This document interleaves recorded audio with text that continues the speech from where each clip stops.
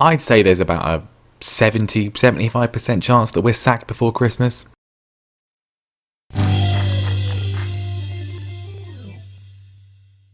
Hello and welcome to the start of Season 3 of Careering Onwards with me, Mr. Grand 2, here with Leicester City, our first full season in charge of Leicester, and, well, I just have a feeling it might be our last. So then, brief recap of the saves so far. If you're starting with this one for whatever reason, and we did start out at Cambridge United, we won promotion in our first season. We then won promotion again the following season by winning the league. We won League One.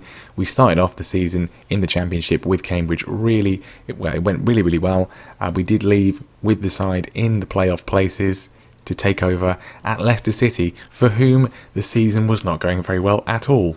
First of all, because they found themselves in the Championship, having been relegated in Season 1 and failed to get promoted in Season 2. And it wasn't going very well in Season 3 either, which was when we came along and we improved things quite a bit, but then it kind of sort of just petered out really, as we didn't really have much to play for, and we ended up finishing in 13th, which is an improvement on where they were when we took over, but still not really very good. So then for this season, the board's expectation is very, very simple. They want us to win promotion. It's been scaled down a little bit from winning the league and getting promoted, but they definitely want us to win promotion. And I mean, we are the favourites. We'll look at the season preview in a minute, but I'm not massively optimistic. So season preview, we are in first place, 3-2 to go up, which is, I mean, that's kind of a lot of pressure. They were the favourites to go up last season. It didn't go very well. Incidentally, Cambridge are 70-1 to go down, which I think, given the signings they've made and players they've for some reason let go, I wouldn't be surprised about. But we're predicted to go up, and with Cardiff, Burnley and Aston Villa the ones coming down, and Norwich is still here, Sheffield United is still here, Stoke is still here. It's not going to be easy. But you can see we do still have 4 players in the Media Dream 11. They're 4 players who may well have been sold, and they have not been sold. So without further ado, let's get straight into the transfers. And I think let's just get straight into it. So release players, quite a lot of players. The most notable one, Mark Albrighton, has gone. I chose to release him rather than sell him in January just because he was quite popular with the fans, and they already didn't really like me very much. Anyway, he has gone to Sporting Kansas City in the MLS, a good place to end your career, Mark. You've definitely earned it. Other players who've departed then, quite a few of the more sort of experienced heads. Johnny Evans has gone to Al Wada in the UAE. Kasper Schmeichel has also gone. One of the most experienced, well, the most experienced player in the team, bar none, has gone to Arsenal Chula in, I believe that's Russia, isn't it? Indeed it is. He wants one last sort of hurrah. Technically still amazing, but his form has really trailed off. Bit of cash for him. Mitch Clark, who we had on loan at Cambridge from Leicester last season, has gone to Celta Vigo, which is an interesting move for him. But otherwise, there are going to still be some other players that do go out, I expect. But at this stage, the only ones that have gone for any sort of major money, Ivan Cavallero, basically never played last season, has gone to Cardiff for 1.6 million. Simone Zaza, who was just kind of pretty useless, has gone to Huddersfield in the Premier League. They got promoted last season, and they for some reason decided that he would be a good player to keep them up. I'm not really sure I agree. Maybe if he does that tiptoe run up penalty thing. Christian Kabasele has also gone, which I think is pretty good, and the fact that we got any money for him at all from young boys is pretty ridiculous. And then the biggest sale is Joe Lolly, who's gone for 7.5 million to West Brom. They're the other team that went up automatically last season. Incidentally, the playoffs were won by Blackburn Rovers. Bit of a surprise win. Also a bit of a surprise that they've sold Bradley Dack to RB Salzburg for such a minimal fee. £6 million is what they've got for him, considering he's their best player. I'm a bit confused. Anyway, then other players I think will still leave, but let's just go in to who we've got in, and I think we'll go by position again. So goalkeepers. I mean, we needed some more goalkeepers with Schmeichel going, and I just thought Jerome Priya, who's not gone yet but hopefully will, is just absolutely useless, especially from an attributes perspective. So that's what we've gone and done. Experienced head, probable first choice is Neil Etheridge, 1.5 million from Cardiff City. I think still attributes wise really quite decent, declining a bit, which is an issue. He's got a bit of an injury in pre-season too.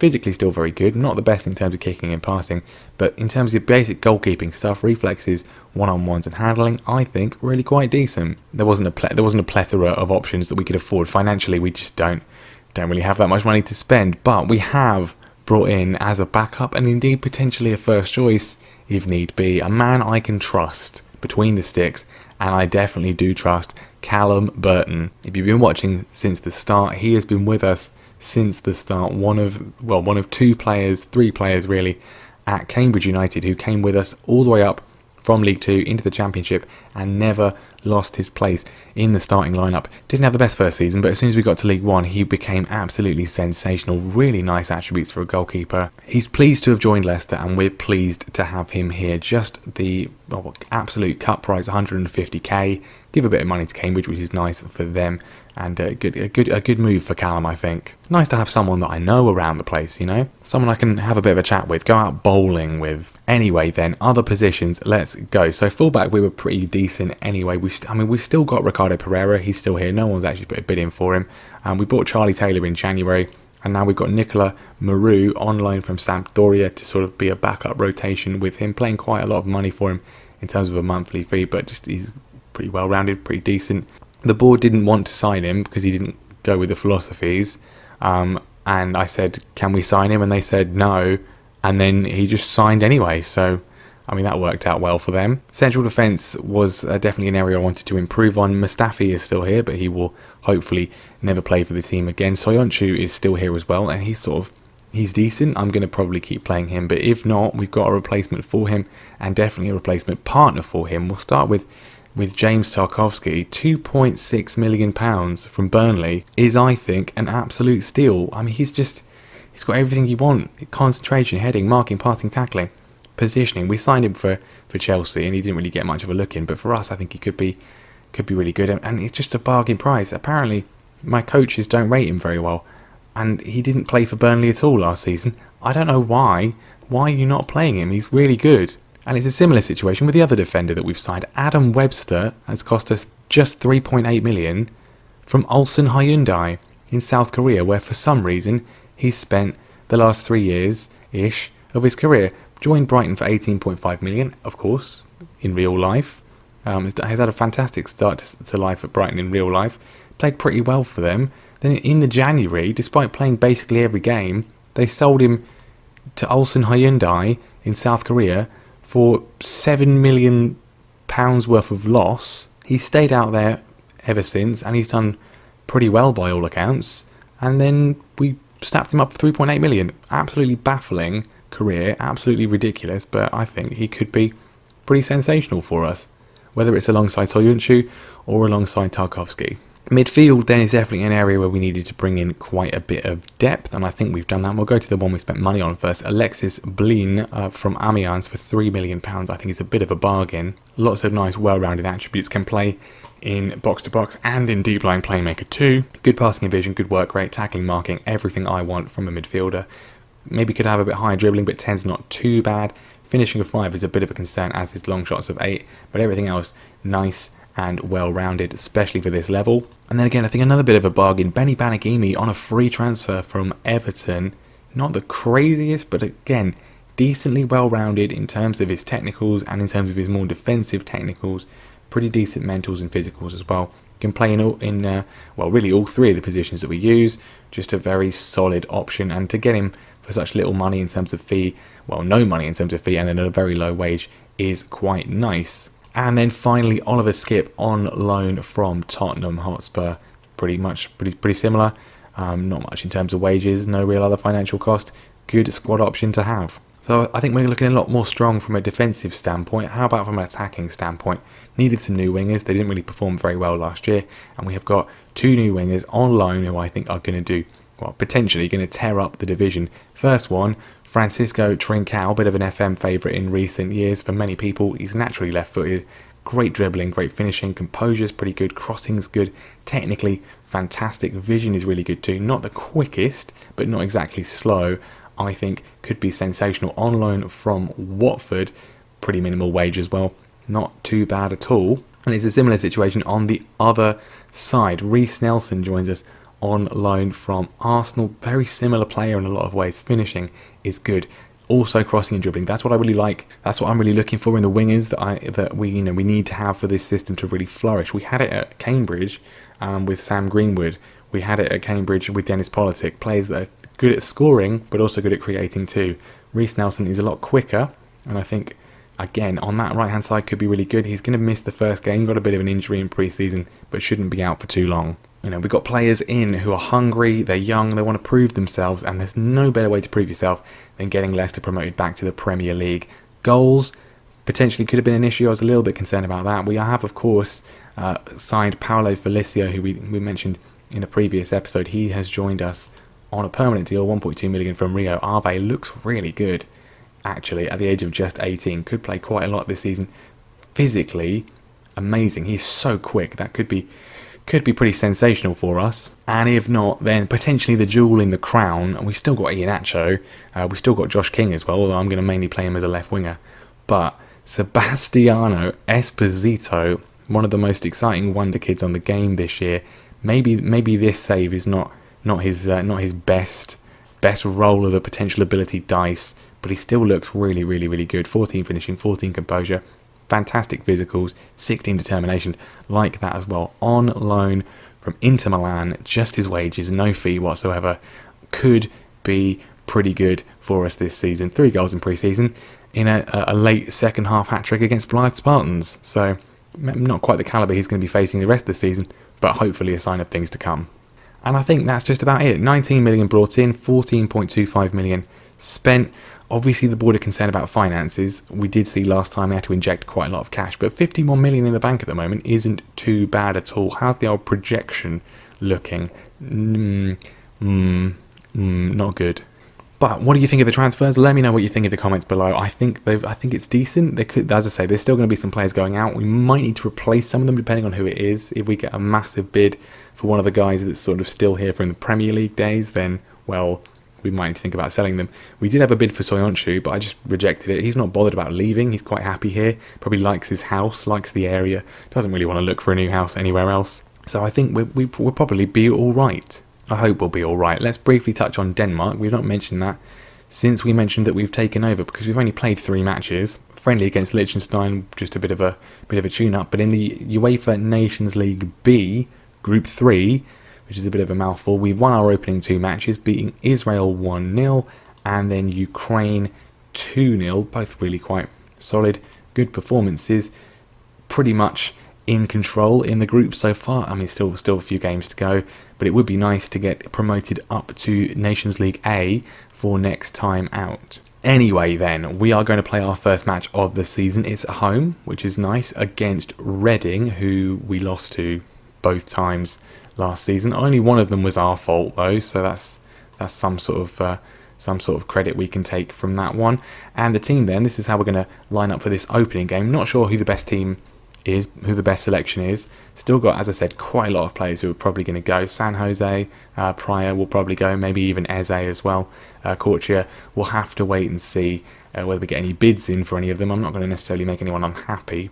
I think morale is going to be key this season. The only player who is unhappy is Jerome Pryor. He's unhappy because I'm trying to force him out of the club. He said he would go and tell everyone else, cause a bit of a fuss, bit of a mutiny. Absolutely nobody cared whatsoever. But we will try and get rid of him just to boost the morale. So this is the team we're going to start with for now. It's partly due to injuries and suspensions. Callum Burton's going to be in goal because Neil Etheridge, as we've seen, is injured. Ricardo Pereira is going to be at right back. My centre-back partnership to start things off will be Adam Webster and Kaglar Soyuncu. James Tarkowski could come into there. I'm not sure. We'll see how things develop. Charlie Taylor's going to be at left back. He's not been playing in pre-season because he's been injured, but he's back for this one, so a bit of a risk. But, well, I mean, hopefully he'll be fine. Midfield, then, Wilfred Ndidi is going to be in defensive midfield with Alexis Blin making his debut on the box-to-box midfield position. Could switch these two around, and they're sort of probably better suited for it, but the partnership between Ndidi and Pratt, when they're in that position, isn't very good, whereas it's good there, so we might just leave it like that.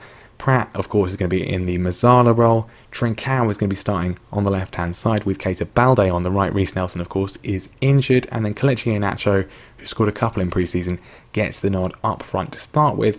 But he's definitely going to be under pressure this season. We've got Josh King, he's back from injury. And then, of course, we've got Esposito and then the young lad from Portugal, Felicio, to come in if he's not performing. Last season, when Iheanacho got injured, that was kind of and Josh King got injured as well. That was really the end of it as far as we were concerned. They were both, well, Iheanacho certainly was in very good form, and then that kind of was the death knell for our season. So let's hope for better luck this time.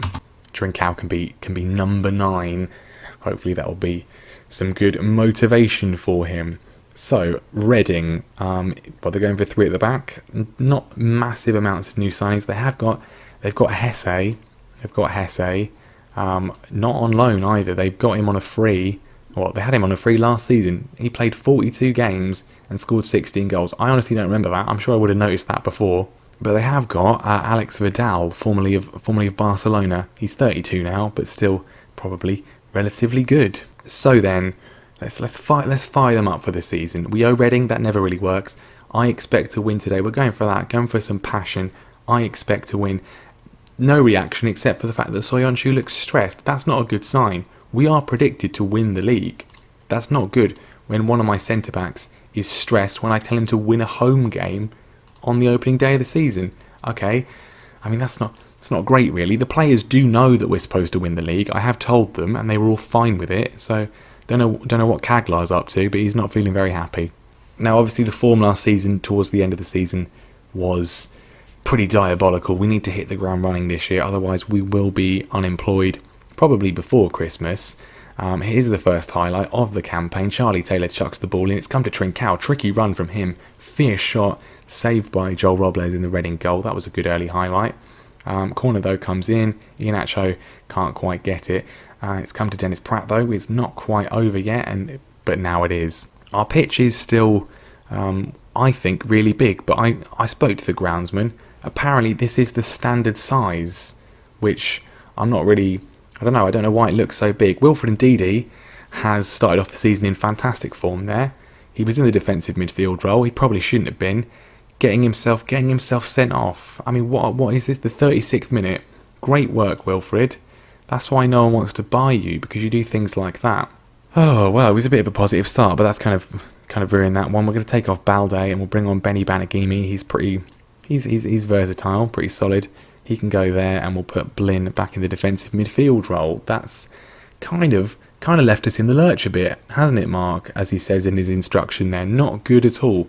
Banagimi's been booked as soon as he's come on. I mean, I can say I'm annoyed, which I am, but well, let's go with this. We've got to try and keep the morale up, because that really knocked us last season when we, got when results started going badly. It was really affecting the dressing room. We need to try and keep a bit more positivity. Well, we're dominating in terms of shots on target, but no clear-cut chances for us so far. So most of them seemingly from distance. I mean, Robles is having a great game. So is Jan Herver in the defence. No highlights. No other highlights. I don't want to lose the opening game of the season. That would be bad. And Reading are quite good. So there's not really at the end of the world if we lose to them. We're going to have to make some substitutions. Bring on James Justin. And not seeing much from Iheanacho. We'll bring on Esposito for his first 5 minutes in a Leicester shirt. And here we go. Right, here we go. Is this going to get it? Esposito on the ball. Charlie Taylor. Esposito gets it back. Is he going to go for a shot? Yes, he is. Cannons it off the crossbar. That would have been a fantastic start. Instead, it's just a bit disappointing. There's another highlight though. Esposito knocks it on, and here come Reading to just ruin the whole day. Olise puts it over, and we get away with it for now. There's still another highlight. Callum Burton. We've not seen him tested. Can he get a late winner for us here? Webster to Taylor on the left hand side. Pratt has it. This would be lovely. It results in a goal. Banagimi back to Charlie Taylor. Pratt has it again. Looking for Trincao. He's lost out to Barnes, and Hesse's on the ball. Blin makes a tackle. Where is this going? It's just going to end. Okay, thanks for that. That was scintillating stuff. I'm gonna say they were quite unlucky today, to be fair. We'll go with happy with that performance. They love that. They absolutely love it. It wasn't really true, but considering we only had 10 men for most of the game, I think we have to be positive about that. We have to take it. We're down in 16th after that. Very, very early days, of course. Not the most ideal start, But Reading aren't a bad side at all. They did actually get in the playoffs last season, so no massive shame in that. Not ideal, but not the end of the world either. Some signs of life there though. Esposito's shot nearly went in, and obviously Ndidi got sent off, which kind of didn't really help. But there we go then, that is going to be the end of the episode there. We will be back relatively soon, I think. We'll have to see how things are getting on. Probably, I don't want to play Cambridge again in an episode, although it was quite good the last time that we did. Maybe sort of Stoke Cardiff could be a good time for us to come back, see how we're adjusting to life with all these new players. Pre-season was a bit short because this is Season 4, and in Season 4 we of course have the disaster class that is the Qatar World Cup. We're not going to be going to that because Denmark didn't qualify, but it does mean there's a massive hole around November and December, which sort of ruins the rest of the season as well. But we'll see how things are going next time, if we're indeed still in the job. I think if we at any point have a board meeting and any sort of points total, we'll just see if we can make a sharp exit before the inevitable. But hopefully things will be all right. So thank you very much for watching. Leave a like if you enjoyed it. Make sure you subscribe as well so you don't miss the next one, and I will see you next time.